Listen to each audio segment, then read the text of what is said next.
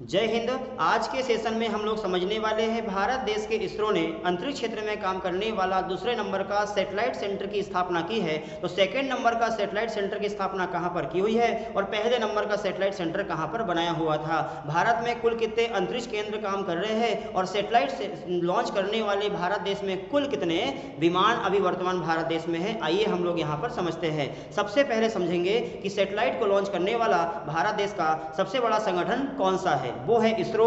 आइए हम लोग यहाँ समझते हैं। ये देखो यहाँ पर ये मध्य प्रदेश, ये है कर्नाटक और कर्नाटक में बेंगलोर शहर और बेंगलोर में इसरो की स्थापना की हुई है। इसरो भारत देश का सबसे बड़ा संगठन है जो अंतरिक्ष के लिए काम करता है, इंडियन स्पेस रिसर्च ऑर्गेनाइजेशन। इसकी स्थापना 15 अगस्त 1969 को स्थापना हुई है, जिनके पहले अध्यक्ष का नाम था विक्रम अम्बालाल साराभाई, ये है। और अभी वर्तमान में जो है एस सोमनाथ, जिन्होंने चंद्रयान 3 को लॉन्च करने का काम किया हुआ था। ये भारत का अंतरिक्ष में काम करने वाला बड़ा संगठन। ये सैटेलाइट लॉन्च कहाँ से करते हैं? सैटेलाइट को लॉन्च करते हैं कोई ना कोई सैटेलाइट सेंटर से। कहाँ पर देश का पहला सैटेलाइट सेंटर है?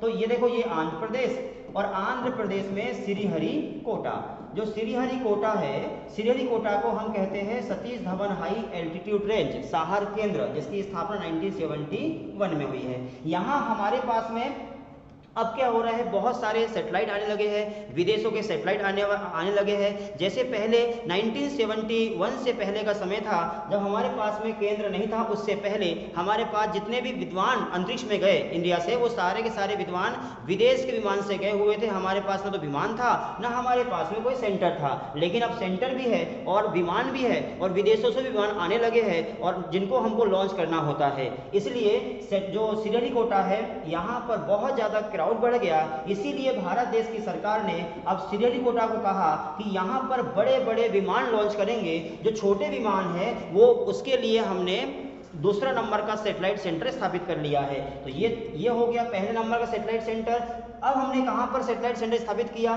तो इसरो के द्वारा 2023 में तमिलनाडु के तुतीकोरिन के कुलशेखर पट्टिनम के थुथुकुडी नामक स्थान पर, ये जो पहाड़ी है समुद्र के किनारे, इस पहाड़ी पर दूसरे नंबर का सैटेलाइट सेंटर लॉन्च कर दिया है। यहाँ पर जो है स्मॉल सैटेलाइट सेंटर बोलेंगे इसको हम। यहाँ पर छोटे छोटे सैटेलाइट को इस स्थान से लॉन्च करने का काम हम अब करने वाले हैं। तो पहले नंबर का centre Satish Dhawan high altitude range और दूसरे नंबर का जो अंतरिक्ष में काम करने वाला सैटेलाइट सेंटर है उसका नाम हो गया थुथुकुडी सैटेलाइट सेंटर।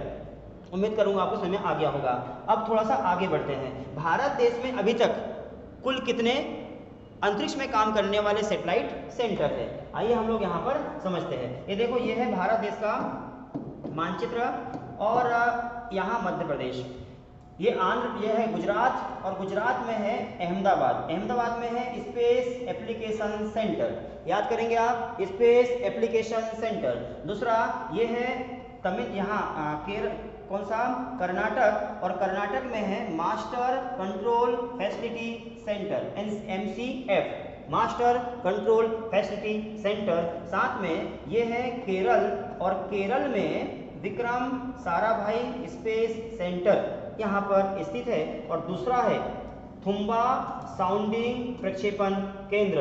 उसके बाद आंध्र प्रदेश का कौन सा हो गया, Satish Dhawan high altitude range, और अब स्थापित कर दिया है तमिलनाडु में तुतीकोरिन में थुथुकुडी नामक स्थान पर 2300 एकड़ क्षेत्र में स्थापित कर दिया है। तो ये है भारत देश के अंतरिक्ष में काम करने वाले सैटेलाइट सेंटर। अब भारत देश में कुल कितने विमान हैं जो अंतरिक्ष में सैटेलाइट को लॉन्च करने का काम करते हैं? भारत देश के पास 4 विमान हैं, जबकि 1971 से पहले हमारे पास में कोई विमान नहीं थे। जबकि भारत देश के जितने व्यक्ति हुए वो सारे के सारे व्यक्ति अंतरिक्ष में विदेशों के विमान से गए थे। जैसे आप यहाँ देखोगे तो ये है कल्पना चावला। कल्पना चावला जब अंतरिक्ष में गई थी तो ये अंतरिक्ष में पहली बार गई थी 19 नवंबर 1997 को और 5 दिसंबर 1997 तक अंतरिक्ष में रही। ये किस विमान से गई थी? अच्छा, पहली बार गई है 1997 में, दूसरी बार गई थी 2003 में, जिनकी मृत्यु हो गई थी 2003 में, और आसमान से गिरी थी अमेरिका देश के टेक्सास देश के ऊपर। कौन सी विमान से गई थी? तो हमारे पास तो उत्तर विमान नहीं था, जो कि अब बनने वाला है। पता है आपको 2040 तक भारत देश के पास व्यक्ति को ले जाने वाला विमान बन जाएगा। तो कल्पना चावला गई थी STS-87 कोलंबिया शटल के माध्यम से। दूसरी महिला सुनीता विलियम्स, ये गई थी सोयूज विमान से, जो कि रसिया का है। और भारत देश का पहला व्यक्ति राकेश शर्मा, जो अंतरिक्ष में गया हुआ था, उनका विमान का नाम था सोयूज T11। चाहे शिरीषा बांदला हो या फिर पांड्या हो, इस प्रकार से ये भारत के महान अस्तित्व है जो अंतरिक्ष में भारत का नाम कमाया। तो ये है भारत के व्यक्ति। उसके अलावा आप देखेंगे कि भारत देश में कौन से विमान हैं जो अंतरिक्ष के लिए काम करते हैं। आइए हम लोग देखते हैं।